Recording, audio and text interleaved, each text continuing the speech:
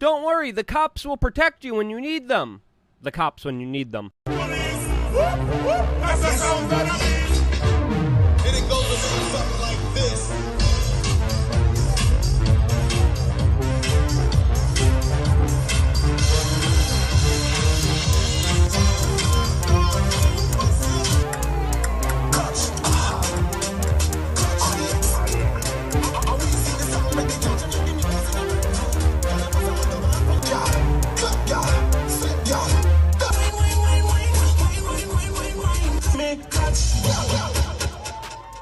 Yeah, remember during the summer of peaceful protests when American cities burned down and some police officers even took a knee with BLM just weeks before shutting down mom and pop businesses while allowing Walmart to be open?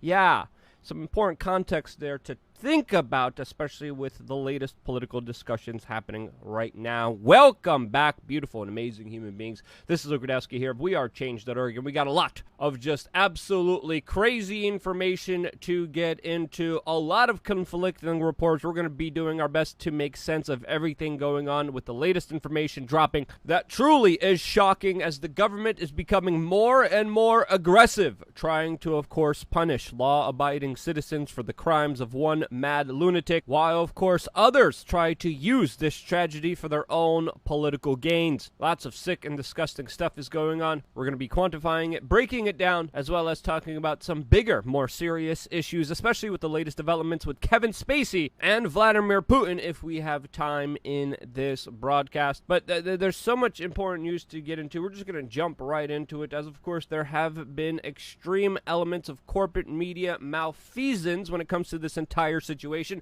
broadcasting this lunatic's, this monster's name and photo out there, which is most likely going to create copycat events. But it's not just the corporate media doing that. They're acting like absolute vultures when it comes to the life that was lost here that they're trying to use for advertisement revenue, which in my opinion is absolutely tasteless. There's also some major institutions and verified Twitter users using this opportunity in order to attack one of the parents here because he had different political opinions than they do. As of course, a family member who believes in the Second Amendment is now being targeted, laughed at, harassed for his views on self-defense, which some people don't like, so they choose to attack him during this very vulnerable moment. When again, what should be happening here is to pay respects to the life loss here, to remember those individuals that are not here before us. But of course, we have the opposite of that, especially by many politicians, which we're going to be talking about in just a little bit. But there has been some questions raised about this official event, as of course the official story that we're being told about this right now is that this monster was a troubled person, was known to police, was known for inflicting harm on himself, exhibited dangerous signs, shot his grandma, was on a chase with police,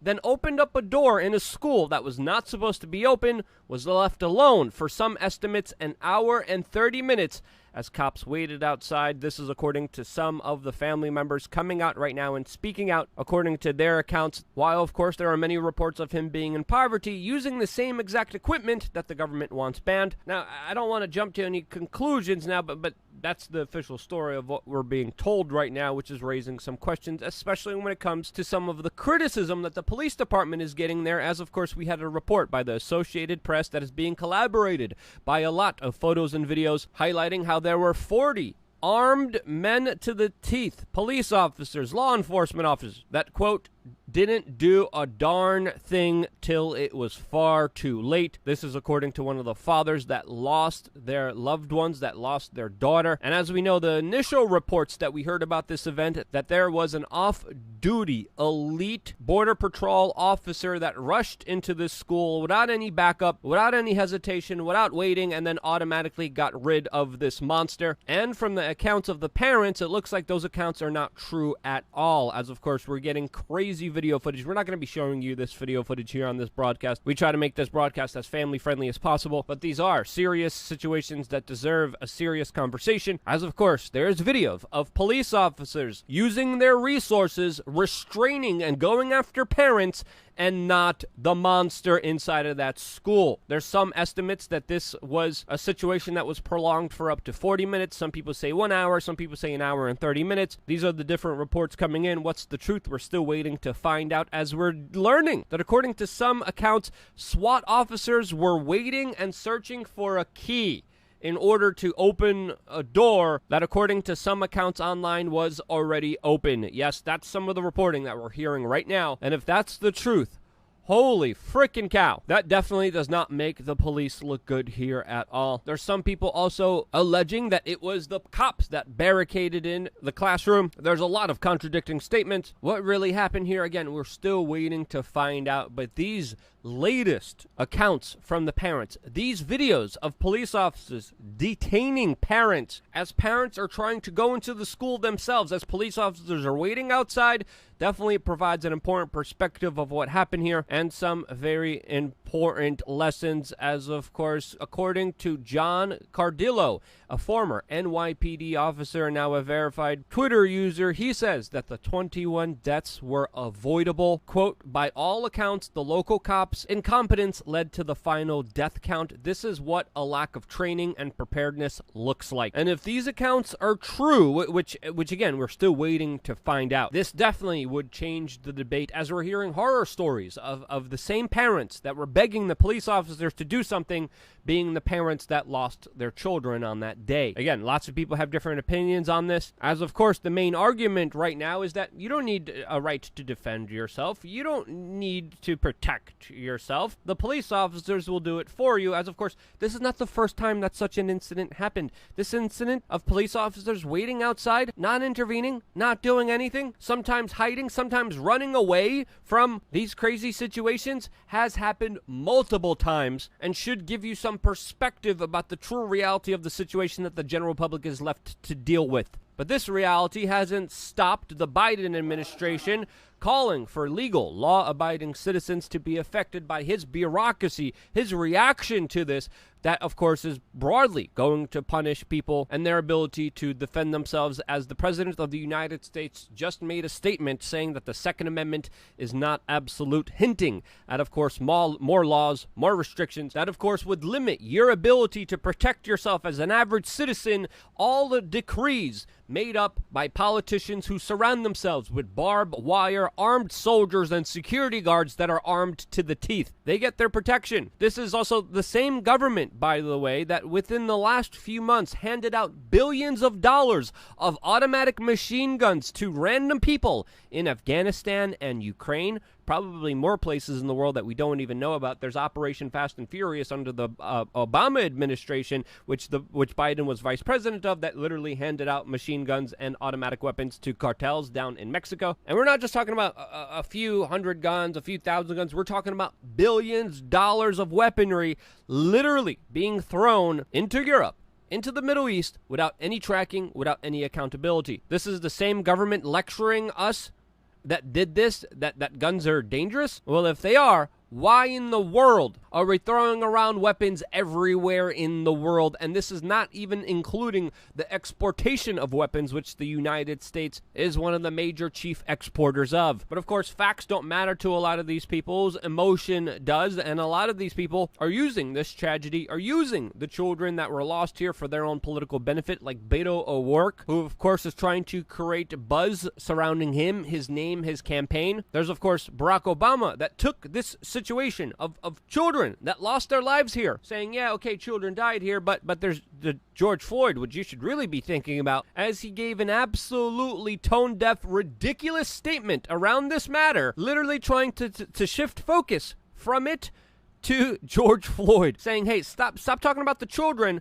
2 years ago, George Floyd happened. This kind of rich coming from Barack drone bomber that, of course, is known for having a deposition matrix, a literal kill list, which he assassinated American teenagers with. And I'm sorry, I'm not going to be lectured about how I need to defend myself and what I need and don't need to protect myself from a man that literally personally called off on the assassination of a 16-year-old child in Colorado. The man has launched vicious drone strikes that have taken innocent people out of this world to huge numbers that we still don't even know the official tally of. And this man is lecturing me about safety? No, sorry, I'm not going to listen to you. And again, a lot of what these lunatics are calling for is a ban on particular weaponry, which wouldn't change the situation. People would just use different weapons, different tools that, of course, are going to be just as readily available. As, of course, even the Los Angeles Times had an op-ed talking about how a previous assault weapons ban in 1994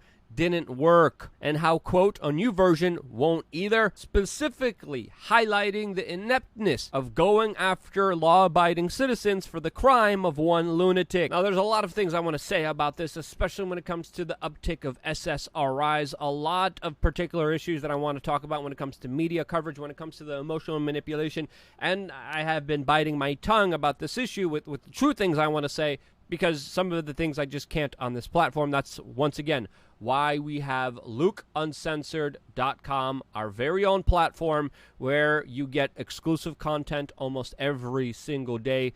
3 masterclasses, exclusive t-shirts, but most importantly, we are going to be providing videos for you. Right after this video, you could watch a brand new spanking video continuing this important conversation in an unrestricted, free-flow way, and you get exclusive content that I have been able to offer members of our quasi-secret society for over 7 years now. 7 years of content, helps, tips, tricks, recommendations, studies, topics discussed that, of course, we cannot get into here on this particular platform. I hope you join us there later for this particular conversation. I'm still not done with this video. I still got more to say, but I'm going to save the bigger tidbits for our own platform because, again, free speech is essential, and the government is invested in trying to take it away, along with some other very important rights that, of course, secure you and protect you. As it's also important to note here that the same government that over 30 years allowed sick, twisted individuals to hurt children in unspeakable ways on private islands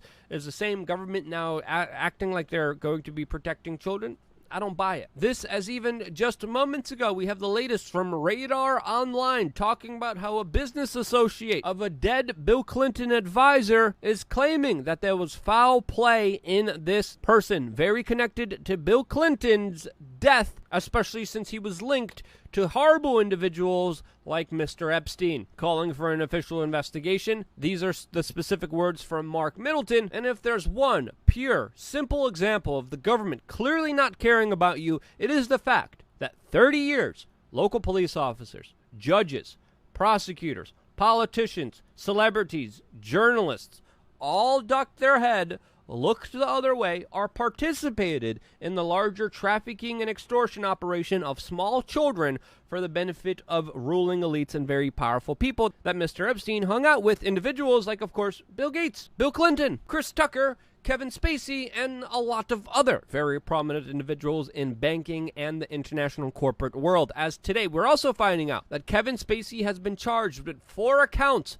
of very serious assault against 3 men. This as 4 previous accusers of him have died. It looks like there's 3 guys that actually stood up, came together, and have bravely come out against Kevin Spacey, as there's going to be a very important court proceeding surrounding this that hopefully goes to court, and hopefully these 3 men make it to those court proceedings. These are the people you're dealing with. These are the close associates of the people that are calling the shots here, that are setting up and influencing our political system, that are trying to tell you what you can and cannot have in the privacy of your own home, what you can and cannot defend yourself with, how you're going to be limited in that ability. And in the larger prospects of things, the least thing that I could ask the general public of the United States to do is to think carefully and slowly and rationally before giving away more of their rights. Just take a moment. It's a very serious decision. Historically, when people give up their rights, they never get those rights back. The government promises to give them back. They never do. Just like most taxes that are supposed to be temporary. They're not. And these are important talking points that are worth sharing with your friends and family members, whether it's this video, this article that I shared in the beginning of this broadcast, the talking points.